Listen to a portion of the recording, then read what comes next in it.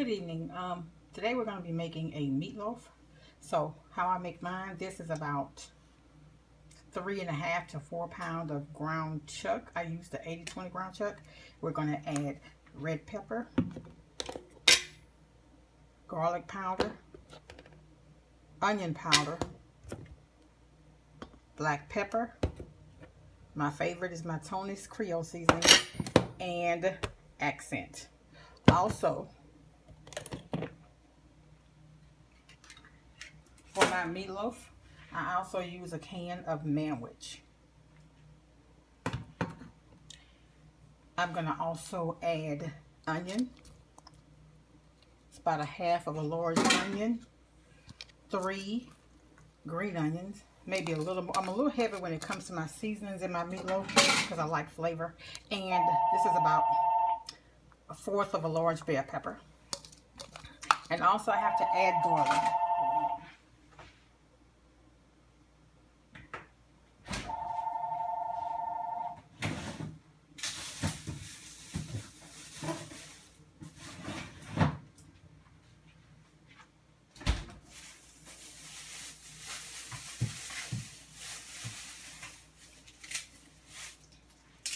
Real quick, I need to cut up my garlic. I'm sorry, I tried to have it ready. Getting off work late, I had to go and get some extra ground beef because, you know, what I do is I cook enough one day to last 2. Rarely do I have to cook every day because the only time I cook 2 days in a row is if I fix something like sandwiches one day and then I have to cook again. We don't eat out a lot. We normally eat out on Fridays, and that is it. Unless it's a special occasion, a birthday or something, I normally cook.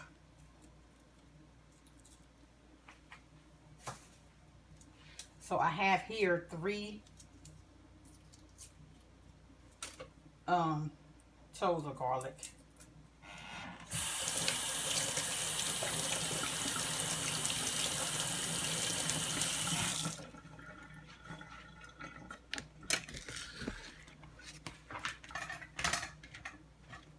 I found this recipe on I forget the name of the site where they added a Manwich to it.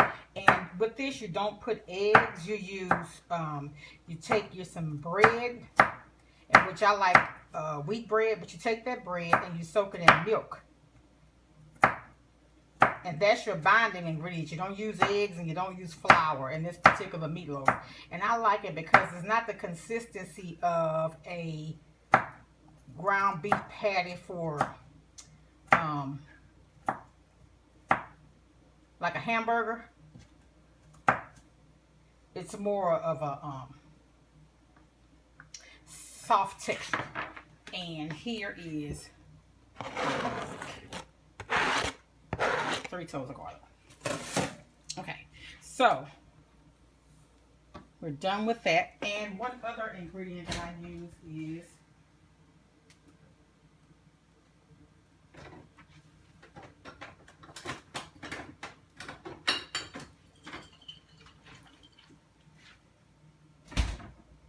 Worcestershire sauce.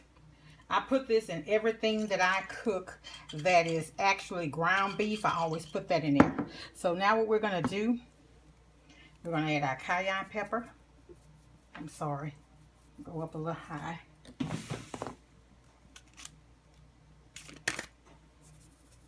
It's our onion powder. Really helps it out is your black pepper. Black pepper in the meatloaf.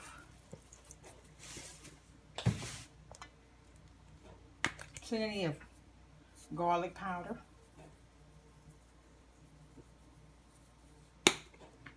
Accent. Remember, not too much accent because it actually has a tendency to make your food kind of bitter.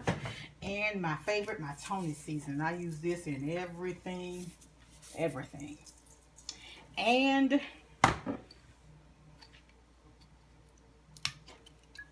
our Worcestershire sauce.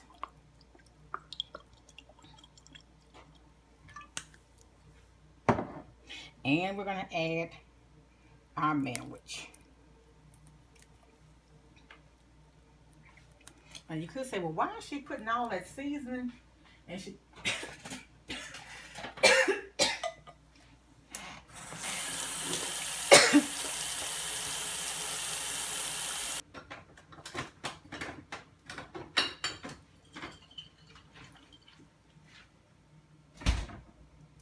Worcestershire sauce. I put this in everything that I cook that is actually ground beef. I always put that in there. So now what we're going to do, we're going to add our cayenne pepper. I'm sorry. Go up a little high.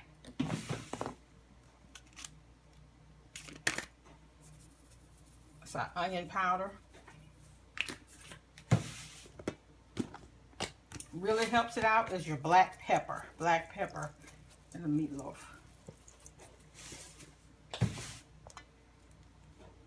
Plenty of garlic powder.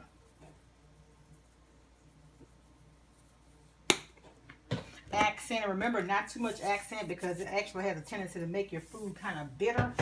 And my favorite, my Shoney seasoning. I use this in everything. And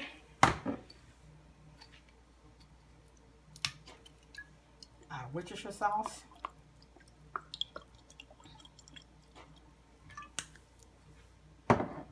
And we're going to add our Manwich. And you could say, well, why is she putting all that seasoning? And she...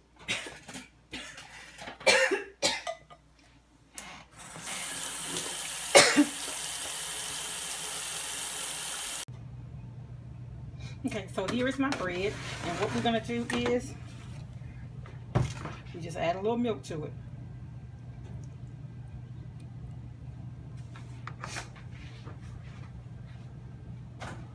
But I do, we buy wheat bread, and when we're, this is the end piece. I normally save them. And once that bread, now I'm gonna tell you something, eating wet bread, not me. But for this recipe, I tried it and I like it because I don't like, you know how if you go if you eat a hamburger and it, well, I'm just gonna tell you, the consistency of this meatloaf is more moist than what a hamburger is. Okay, see, now this piece of bread was actually frozen. This, I just bought this from Kroger, so I'm gonna have to let this sit until it moist up, because what you don't want to do is put it in there dried out. You want it to be moist. And I don't know if this is enough bread, I'm sorry, for the amount of meat that I have. So, hold on. Okay, so here is the bread. Here's the consistency. It's moist. So we're going to add this right in there. Now, honestly, I'm not going to perpetrate. To stir a meatloaf, I use my hands. And my hands are clean. I use bleach in my dishwater, whatever. Stirring it like this, I'll probably be till tomorrow. But anyway, this is how you're going to do it. So you're going to add this to it, and then you're just going to, hold on one second. Okay, so here is my meatloaf. I have mixed it up by hand.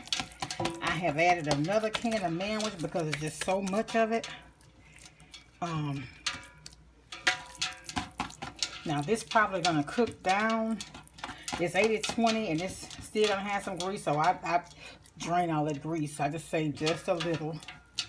And for this recipe, what I do,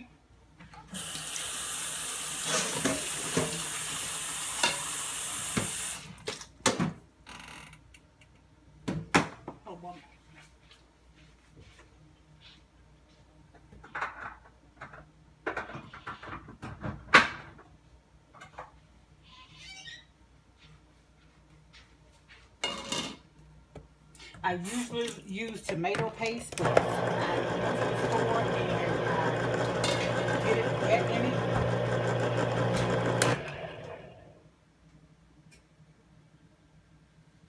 So I'm going to actually substitute and use tomato sauce.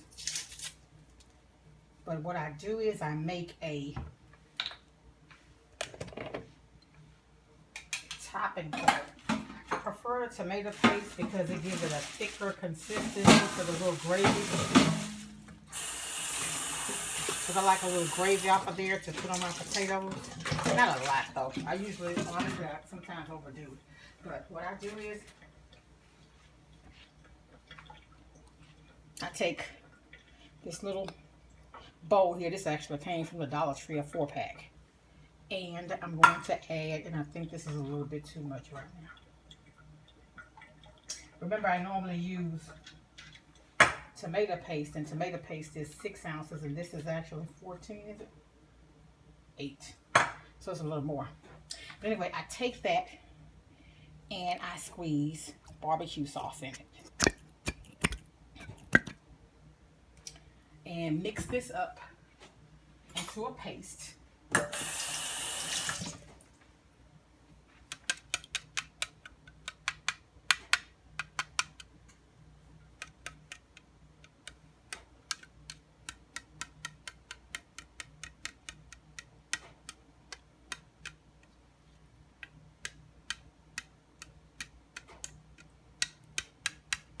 You might have seen a little water dripping off my hand. I'm telling you, when I cook, even when I'm not cooking, my hands stay in water. That's why I tell people, that's why my hands like Miss Jane Pittman, because I wash them so much. When you stay in the kitchen a lot, I can't see, I don't understand how you have pretty hands. Okay, so anyway, so here's the consistency I was looking for. So I'm just going to pour that over there.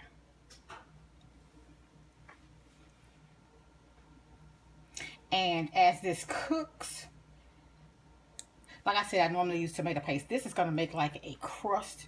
You ever seen and I may have to make a little more. I hope not. But put this over there. I have a little left. So if I have to add a little bit more barbecue sauce to it. And I have a little bit, remember, of the tomato sauce. So we're going to go ahead and bake this at 350.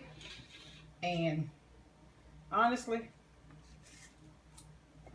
I'm not that time conscious unless I'm baking, because to me it's done when I say it's done based on the consistency of the meat, the thickness of the gravy. So I don't have a set time. I can't tell you put it in there for an hour and a half and it's done.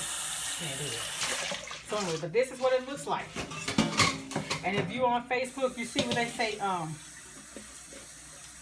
Who remember that grandma used to use these roasting pans? Huh? Guess what? I still use mine. And this is not what my grandma had. I bought this from Walmart. But this is what I baked chicken in and everything else. So anyway, we're going to put this in the oven. 350. I'll check it in about an hour. I'll probably at that time pull some of that grease off. And I'll be back. So I wanted to show you the consistency of the meatloaf.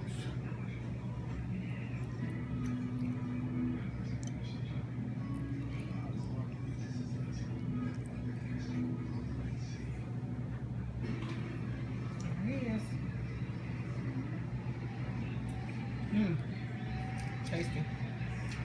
Good night.